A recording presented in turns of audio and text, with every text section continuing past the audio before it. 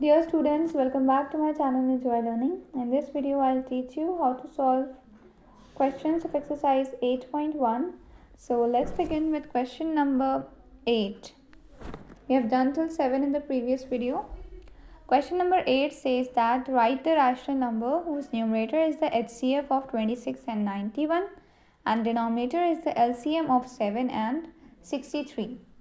सो इस क्वेश्चन में बेसिकली आपको क्या फाइंड करना है, एक ऐसा रैशनल नंबर फाइंड करना है जिसके आपको न्यूमरेटर और डिनोमिनेटर किस फॉर्म में गिवन है. न्यूमरेटर गिवन है कि numerator is means numerator is equal to HCF of 26 and 91. आपको 26 और 91 का क्या फाइंड करना है, HCF फाइंड करना है, उसे न्यूमरेटर में पुट करना है. So let's do that quickly. तो हम लोग बेटा HCF कैसे फाइंड करते हैं, अगर आपको नहीं पता है तो मैं आपको एक बार फिर से एक्सप्लेन कर रही हूँ. देखिए HCF में हमें जिन भी नंबर्स का HCF फाइंड करना है, जैसे हमें यहाँ 26 एंड 91 का HCF फाइंड करना है, तो हम उनका अलग अलग प्राइम फैक्टराइजेशन करते हैं सेपरेटली.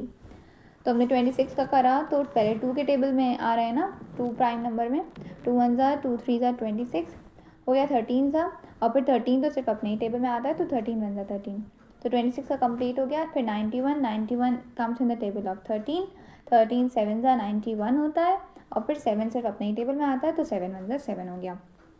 इस तरह से इसका भी प्राइम फैक्टराइजेशन कंप्लीट हो गया. ठीक है, फिर उसके बाद हम लोग क्या लिखना होता है, हम लोग को दोनों नंबर्स को लिखना होता है, जितने भी नंबर्स हैं, 2 नंबर्स हैं या 3 नंबर्स हैं जिनका भी हम प्राइम फैक्टराइजेशन कर रहे हैं, कि 26 किसके इक्वल है. मैंने आपको बताया ना, जब भी हम प्राइम फैक्टराइजेशन करते हैं किसी भी नंबर का, तो साइड में ये जो प्राइम नंबर्स आते हैं इनको जब हम मल्टीप्लाई करते हैं तो हमें अपना यही नंबर जो मेन नंबर है वो मिल जाता है ना.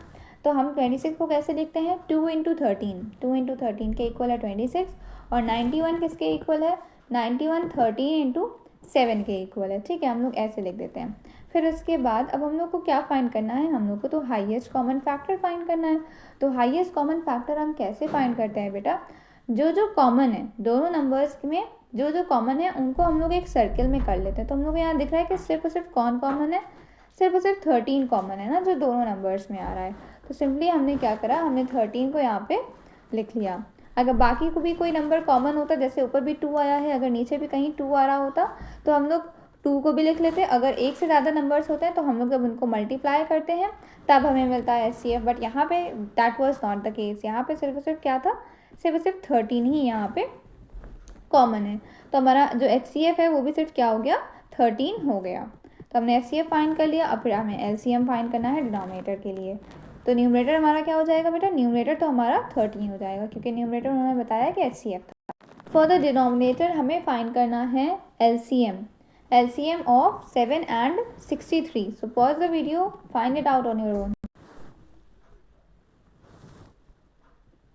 ये क्या हुआ, ओके बेटा. सो हम लोग देखिए LCM कैसे फाइंड करेंगे. सिंपली हम लोग को 7 और 63 का LCM फाइंड आउट करना है ना. तो हम लोग उन दोनों नंबर्स का साथ में प्राइम फैक्टराइजेशन करते हैं, LCM में हम साथ में प्राइम फैक्टराइजेशन करते हैं. सो 7 और 63 का जब करा तो both the numbers come in the table of 7. तो 7 से हमने करा, देखिए 7 1 ज़ा 7 हो गया, और 7 9 ज़ा 63. फिर 9 कम्स इन द प्राइम 3. तो 3 से हमने करा 3 3 ज़ा 9 एंड देन 3 1 ज़ा 3. फिर LCM क्या होता है, साइड में जो नंबर्स आए हैं इनका प्रोडक्ट होता है. ये 7 into 3 into 3 that is equal to 63. Now so first of all आप अपना जो रैशनल नंबर है उसको इस फॉर्म में लिखेंगे कि रैशनल नंबर जो है वो हम लोग को क्या गिवन है, कि it is HCF of 26 and 91 in the numerator and denominator is LCM of 7 and 63. So now बेटा अब हम लोग वैल्यू सिंपली सब्सटीट्यूट कर देंगे.